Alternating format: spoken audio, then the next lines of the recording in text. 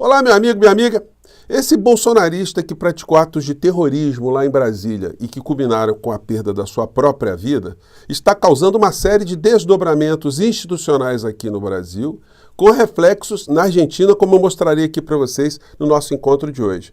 Mas, além disso, outras situações estão sendo muito importantes nesse momento, como a provocação de reflexões na sociedade e também o desnudamento de uma série de vigaristas, de bandidos, de salafrários que estão querendo legitimar esse tipo de ato que essa figura cometeu lá em Brasília.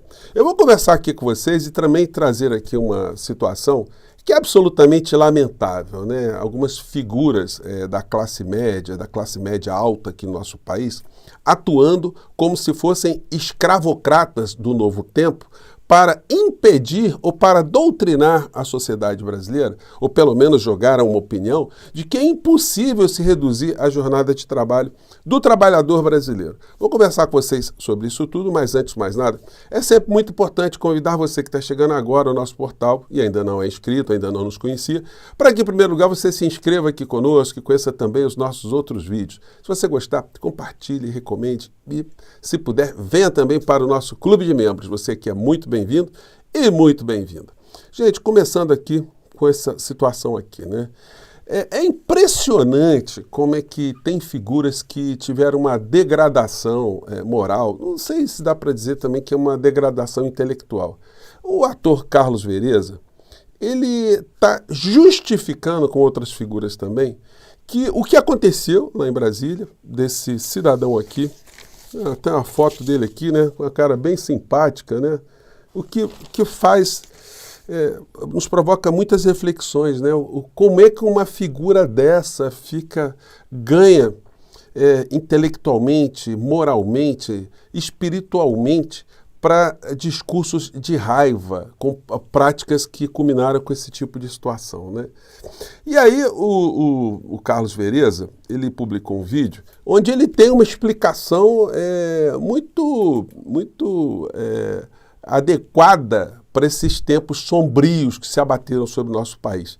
Uma inversão civilizatória, uma negação, porque não deixa de ser um negacionista, do processo civilizatório que atingiu o mundo inteiro. Ele está querendo que voltemos para a época das cavernas, que é a época que a mente de muitos bolsonaristas ainda está a habitar, né? Vamos ver o que ele falou aqui nesse vídeo dele. Vamos lá. Nós tenhamos consciência que esse ódio que o Alexandre de Moraes, ministro do Supremo Tribunal Federal, tanto lardeia, foi provocado por ele. Provocado por ele pelas sentenças. Ele mesmo desconfia. Então, aí ele vai nessa linha. Então, senhor Carlos Vereza, vamos acabar com o poder judiciário no Estado democrático do nosso país. Por quê? Porque, pela sua teoria, as pessoas cometem atos desatinados porque foram sentenciadas ou porque estão vendo outras pessoas serem sentenciadas. Então vamos parar de punir ladrões, estupradores, criminosos, assassinos, vigaristas, estelionatários, golpistas. Vamos parar de punir todo mundo, porque as pessoas ficam magoadas. O criminoso, ele fica magoado quando vê um outro criminoso ser sentenciado. Ele fica magoado quando alguém descumpre a lei, quando alguém quer tirar o patrimônio de alguém, a vida de alguém, a democracia de um Estado, e aí ele pratica atos desatinados, né? Santa vigarice, né? Me desculpem aqui, gente, mas a gente não pode normalizar esse tipo de discurso pilantra, porque isso fica rodando nas mesas de bares, fica nos rádios, na internet, e as pessoas vão achando que é isso mesmo. O bom é não ter Estado democrático, não ter poder judiciário, não punir criminoso. Aí é legal, deixa todo mundo no Deus dará, né? Então, eu não podia deixar aqui de comentar isso, porque esse troço circula nas redes bolsonaristas e é legal, no mínimo, a gente fazer um contratempo, né? Porque ele diz que a culpa do Alexandre de Moraes, vejam só, né, por esse tipo de situação. E a gente foi vendo, aleatoriamente, de vez em quando vem algumas coisas assim no meu computador, aqui na rede, e aí vê essa história aqui, bolsonarista sai ancando após chutar carro de petista no Paraná. Essa é uma situação muito patética, eu acho que todos nós vimos, né? Porque o cidadão passou com um carro com adesivo do PT, e aí começou a ser cercado lá no Paraná, e estava naquela histeria bolsonarista, aí o cara vai dar um chute, ó, vejam só, vocês lembram?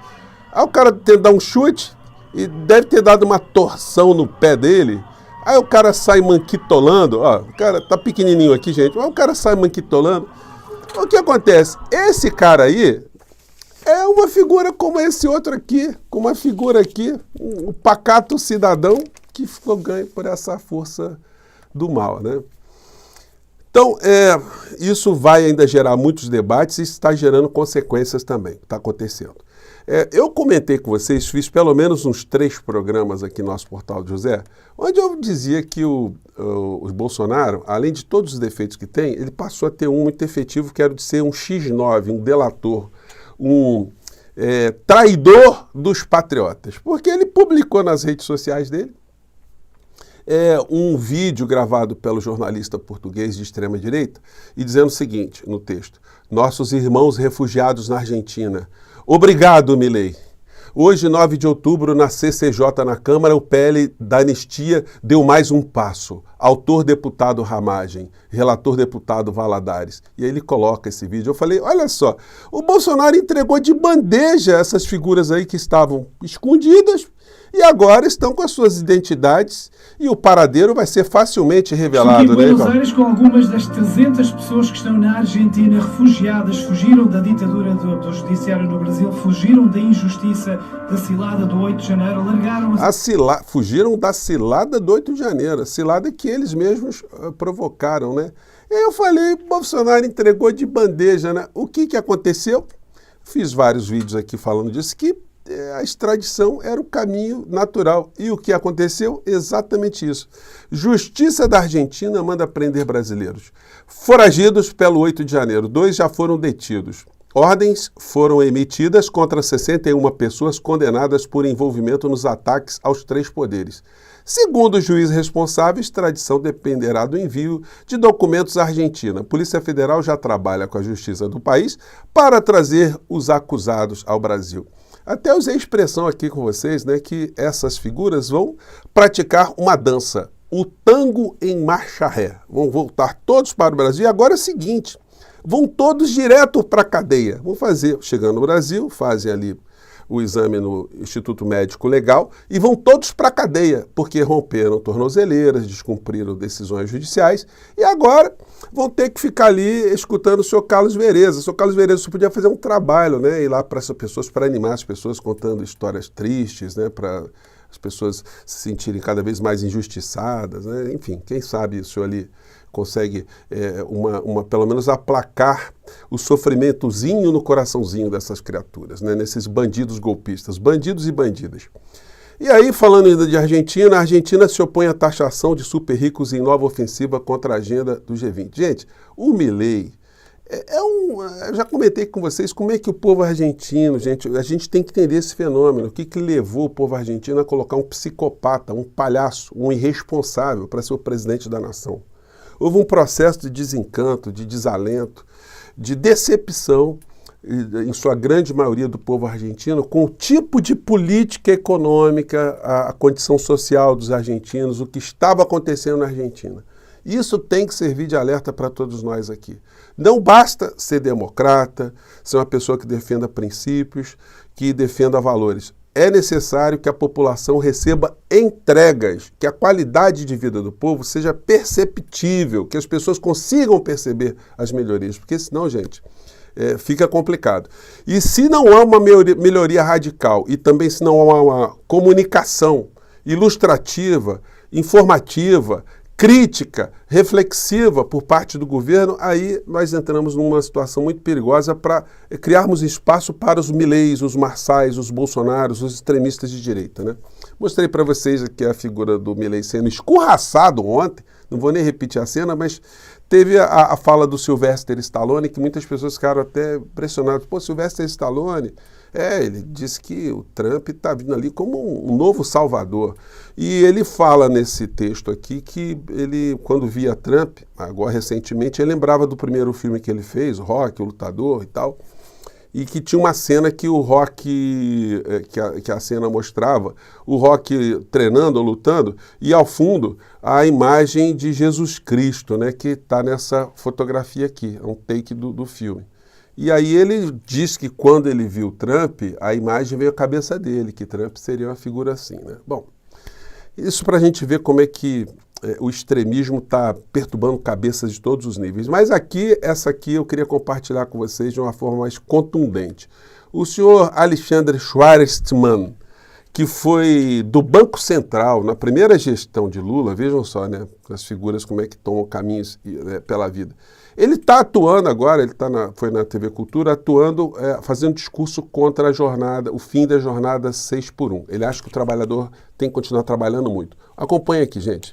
Agora, que a proposta é uma barbaridade. É claro que a deputada aí está surfando na onda, porque ninguém sabia sequer quem era, que ela existia. De repente, ela passou a ser uma figura popular. E faz todo sentido. Assim, história como o rapaz falou que trabalha escravocrata e pertence ao PSOL, porque, enfim... O Guilherme Boulos, por exemplo, jamais trabalhou na vida. Então, quer dizer, já é um mentiroso. A gente já vê o shape da criatura, né? Ele está fazendo uma agressão que o Guilherme Boulos tem sido professor durante muito tempo, muitas décadas, desde muito novo ele tem dado aula. Mas para o senhor Schwarzman, dar aula não é uma profissão. Professor não é um vagabundo para ele, né? É o que a gente pode entender. É um cara que é um exemplo pra gente, com aquela carteira de trabalho em branco, assim. Ele é professor. Não pode dizer que professor não trabalha. Ele acha que não pode dizer que professor não trabalha. Eu sou professor. Eu também fui professor. Não, então, eu trabalho, não, mas eu dizer que o professor não trabalha é um disparate. Aí o Cortella, que está nesse debate, né, deu uma pontuada, né? Mas aí vem. Mas, enfim, isso dito, piada à parte, a verdade é a seguinte, a ideia de você reduzir jornada de trabalho e manter o salário inalterado, você aumenta o custo por hora. Você não precisa ser um gênio da economia, é aritmética. Você tem o mesmo salário num número menor de horas, né? Você manteve o numerador, né? E aumentou o denominador, o negócio vai para cima, aumenta o salário por hora. Isso daí vai fazer um estrago enorme. Não, é sempre assim, vocês falam, mas olha, por exemplo, o que aconteceu, fizeram um negócio das empregadas domésticas lá, para formalizar. Bom, qual que foi o efeito dessa história? O emprego doméstico pela PNAD caiu em termos absolutos de 2012 para cá. Tinha mais gente empregada na época do que agora. Então era melhor ter na informalidade. Vocês vejam a mentalidade escravocrata? Primeiro, a gente ter já uma cultura no Brasil de termos empregados domésticos, uma coisa que no primeiro mundo raramente acontece. E na cabeça dele, o empregado doméstico não tem que ter direito nenhum, tem que ter uma jornada escorchante. Tem que ser um escravo legitimado pela cabeça dele, né? Sigamos. Não, mas isso aconteceu como? Aumentou o número de informal, caiu o número de formal. Você fez um negócio, sim, então é o seguinte, está contratado 2 dias por semana, não precisa formalizar. Então as pessoas tomam esse tipo de coisa sem pensar nas consequências, porque é bacana, porque é um discurso bonito, ninguém se preocupou em ver quais são os impactos econômicos dessa história. Depois que você fez, você vai ver o tamanho do estrago. Olha só, gente, é um pensamento extremamente escravocrata, porque... se nós que somos humanistas, nós estamos diante de uma situação onde podemos ou devemos pagar alguma coisa a mais nos serviços, nas mercadorias, para que as pessoas tenham uma condição de humanidade de vida, tenham uma vida melhor, qual é o problema? Porque é assim que funciona em algumas partes do mundo. Mas na cabeça do neo-escravocrata, não, porque isso aí vai complicar, vai encarecer as coisas. Então, para ele, comprar um tênis feito por uma empresa que tem trabalho escravo infantil em qualquer parte do mundo, é legal porque ele paga mais barato, às custas do sacrifício da vida de outras pessoas, né? Então, é a mentalidade escravocrata. Agora, quando eu vi isso, me lembrei, eu não sou especialista em Bíblia, em teologia, mas me lembrei que em Êxodo 5, tem uma passagem ali que Arão está discutindo com Moisés e eles vão conversar com o faraó para levar o povo de Israel, o povo judeu, para uma caminhada para fazer ali algumas orações e tal. E o faraó diz o seguinte: negativo, o que é isso? Eu não conheço essa história não, vocês vão ter, agora é o seguinte, vão trabalhar mais. Os hebreus, os judeus, os israelitas que fazem os seus tijolos com palha, agora não deem mais palha para essa turma toda, deixem eles buscarem a palha porque eles vão trabalhar mais, porque quanto mais eles trabalharem, O que a gente entende é isso. O cara fica extenuado e não fica tendo tempo para ficar pensando em religião, ficar pensando nos seus deuses. Então é isso. O trabalho, gente, escorchante, ele é alienante. E assim como nós no nosso país temos os pobres de direita, como diz o professor Gisele de Souza, que existem em países como o Brasil, e que na verdade são vítimas, os piores são os ricos de direita, são os classe médias de direita, porque esses sim, esses é que fazem uma doutrinação e espalham para as pessoas esses valores que as convertem em alienadas e novas escravas dos tempos que a gente está vivendo, né? É isso aí, gente. Eu fico por aqui. Mande seu comentário. Um grande abraço. Até o nosso próximo encontro. Tchau!